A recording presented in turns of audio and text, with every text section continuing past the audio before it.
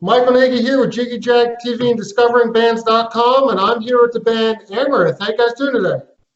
Hey, what's going on, Michael? How are you? I'm doing good, doing good. So you want to give us a little history about the band?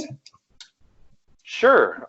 The band goes way back to the 90s when I was kind of playing in it.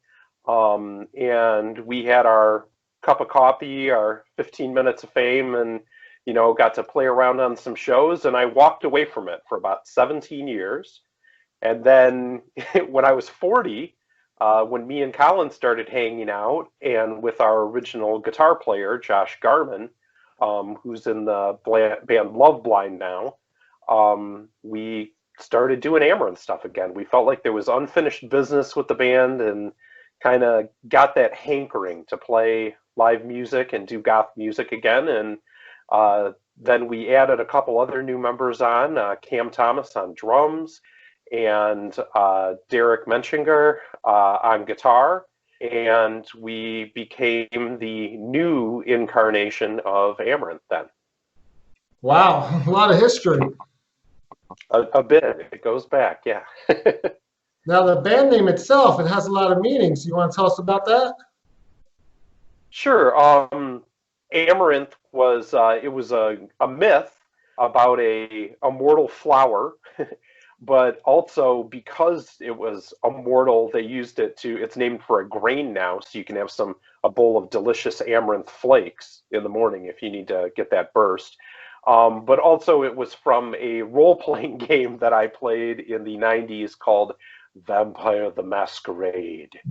And I think originally when I did the band, it was more off my nerdy rolling 10-sided dice that got me into thinking of the band name Amaranth. And what got you into industrial music to begin with, like the whole industrial goth scene? Well, I've been talking a lot. You want to jump in on this one, Colin? I mean, for me, this was definitely my age was perfectly aligned for Pretty Hate Machine coming out, and I mean, I'm not gonna lie, I got into music at a very young age, and bands like Metallica and all that were fantastic, and I had a massive love for Janet Jackson. It's a great sounds, god damn it, and I stick by that to this day. But yeah, Pretty Hate Machine came out, and that really blew my mind and kind of put it on the back burner for a minute. But yeah, definitely when I mean, for me, it was really Nine Inch Nails. And again, just the timing and the age I was getting into that, and then going down to the record store, we had a lot of great bands in the Kalamazoo scene where we're at. So hanging down at the record store, going to see their shows, and getting into a lot of the Wax Trax bands from there, just saying I was interested in that, and having great mentors really turned me on to all the good old, yeah, like I said, a lot of the Wax Trax stuff, and then finding the Cleopatra compilations and getting into every single band that was on those and just adoring the sounds.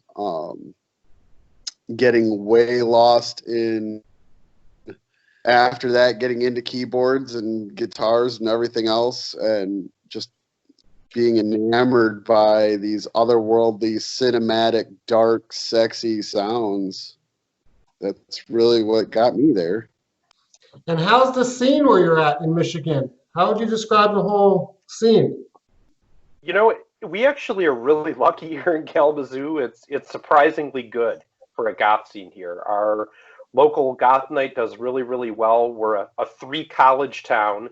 So it's a lot of young people. And I always say for Kalamazoo, we're that perfect mean ratio where if you looked at the amount of human beings to amount of culture, we're that dot right here where on a Tuesday I can get Indian food, see a play, and then drive to work in 6 minutes because there's nobody on the roads, And so it kind of gives a very unique music scene. And the history here also, there was a place called Club Soda where we're right in between Detroit and Chicago, the exact stop-off spot. So I mean, going back to the 80s, 90s, early 2000s, this was a perfect stop-off for bands touring through from Detroit to Chicago or vice versa.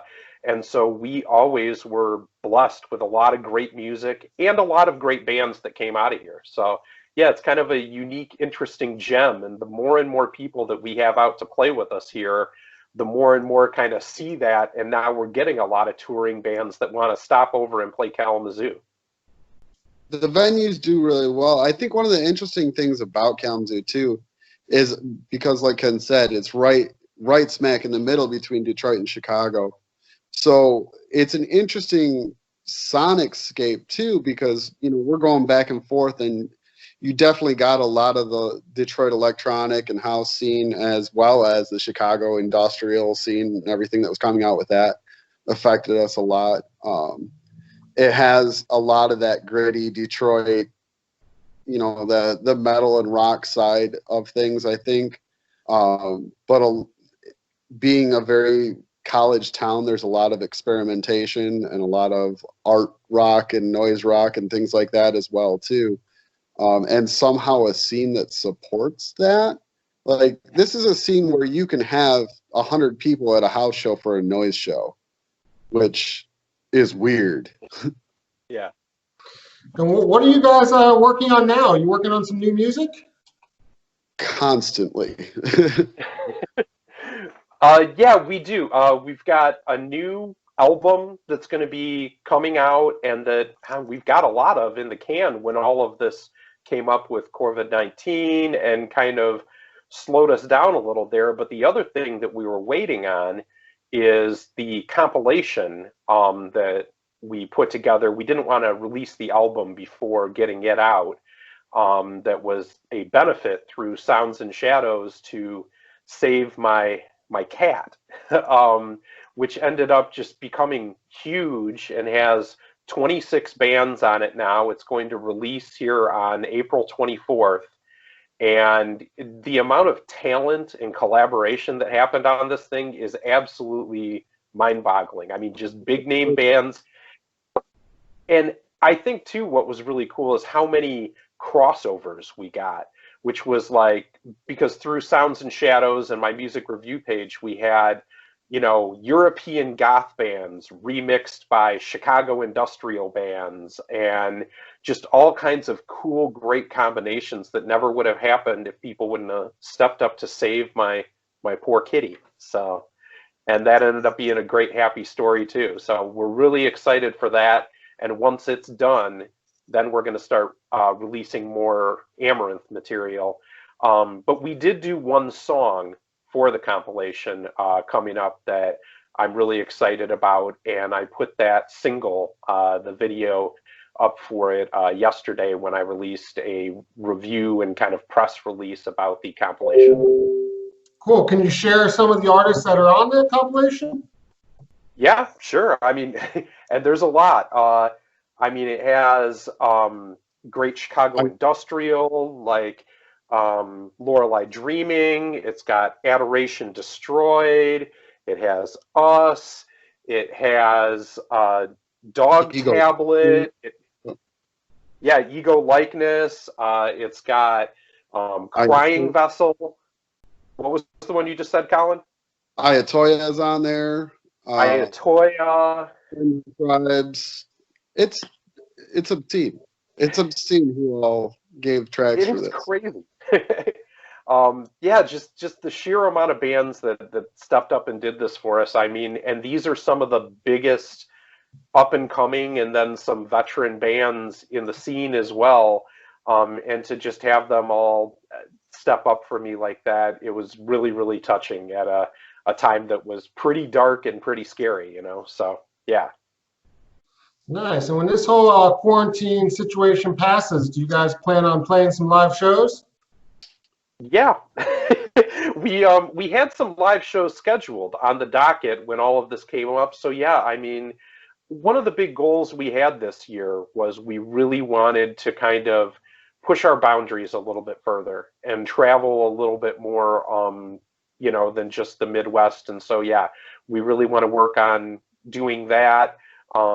There's some places too, cities with just friends I've made through the music scene that I'd really like to get out to, like Austin, Texas, or Pittsburgh, or I know that you interviewed before, but Lust for Nothing is always trying to get us to come out to Philly too. That would be a great one. So Philadelphia has a great scene. There's a lot of bands and events in Philadelphia. that's what I hear. You know, another one on our compilation that's a Philly band is Kiss of the Whip. That's Oh. out there that I really like, and I talked to them, and man, their song for the compilation is absolutely outstanding. So Speaking of them, I'm actually going to interview them in a couple days, so that's cool. that's awesome. Yeah, he's such a cool person, and they work with Cold Transmission Records, which are good friends of ours that we went out to Germany to see, and yeah, just a really exciting band. The stuff they do with synths really always blows me away. Yeah. Now, you guys, how do people look you up online, find your music, and find you? Well, there are ways. I mean, we have a website just for us called amaranth.com, but we also have our Facebook page is out there. We're on Bandcamp under The Amaranth, like the Pink Floyd or something, yeah.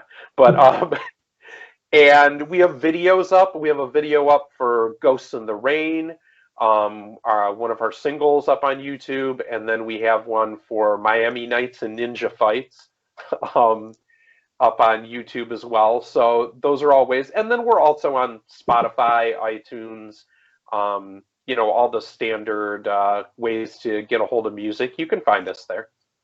Yeah, we also on the YouTube just put up not that long ago a video for a cover of Peter Murphy's "I'll Fall with Your Knife," which I was rather proud of. And we are super active on the Facebook. We very much so interact with everybody consistently. So feel free to say hi.